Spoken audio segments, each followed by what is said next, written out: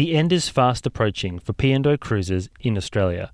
Having been in Australia since 1852 and cruising here since 1932, time is running out to experience this storied brand. So today we're going to take a look at what will be the final P&O Cruises from Australian ports and why you might want to be there to send the line off in style.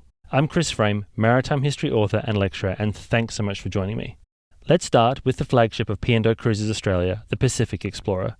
This wonderful ship will leave the P&O Cruises fleet in February 2025 before being transferred over to new owners to run cruises out of Singapore. Pacific Explorer has already made her final call to Sydney, meaning the last time a P&O flagship visits Sydney has already slipped past, but there's still time to farewell this ship, with Pacific Explorer's last cruise, an 11-night voyage to Singapore, departing Fremantle on the 7th of February 2025. Fremantle is the port for Perth, the capital city of Western Australia, and has long been an important port for P&O since the 1850s. So it's fitting to see the flagship depart the West Australian port for its final P&O Cruises voyage. Now, while Pacific Explorer will sadly leave Australian shores forever, her two P&O fleetmates will remain in local waters. As part of the closure of P&O Cruises Australia, Pacific Encounter and Pacific Adventure will transfer to Carnival Cruise Lines, cruising as Carnival Encounter and Carnival Adventure. Before they do this, they will receive a wet dock refit, where technology upgrades and some internal changes will take place. I did an entire video about these changes, which I've linked in the description below. P&O Cruises Australia will formally cease to exist on the 29th of March 2025, as Carnival takes up the role as Australia's main cruise line. So what will be the final voyages of P&O Cruises Australia?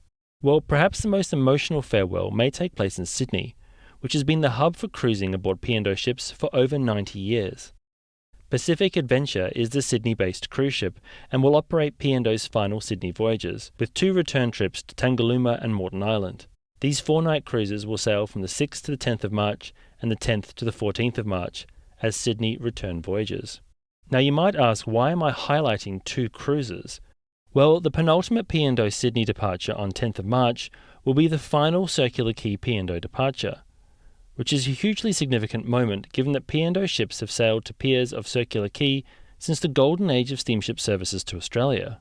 Pacific Adventure's final arrival will berth at White Bay, making 14th of March the final P&O Harbour Bridge arrival, while the same day will see P&O Cruises Australia depart from Sydney for the last time as the ship sails out of the harbour for refit. The final P&O Australia passenger voyage falls on the Brisbane-based Pacific Encounter. This is kind of poetic, as Brisbane was the first port of call when Strathaired inaugurated P&O Cruises out of Australia in 1932. On that voyage, the ship sailed from Sydney to Brisbane and then on to the Pacific Islands. This video is brought to you by me and my new book, The Evolution of the Passenger Ship. In The Evolution of the Passenger Ship, we've brought years of research together to create a book that takes you on a journey from the earliest sailing ships right the way through to the modern behemoths that we see today. The Evolution of the Passenger Ship is available at all good bookshops, and if you buy a copy, you help us by supporting the channel. Thanks so much, and now back to the video. To bookend the P&O story, Pacific Encounter will undertake a week-long Pacific Island cruise departing on the 8th of March. This will see the ship return to Brisbane for 15 March, one day after Pacific Adventure leaves Sydney. As such, the final ever P&O Cruises Australia passengers will depart Pacific Encounter on 15 March.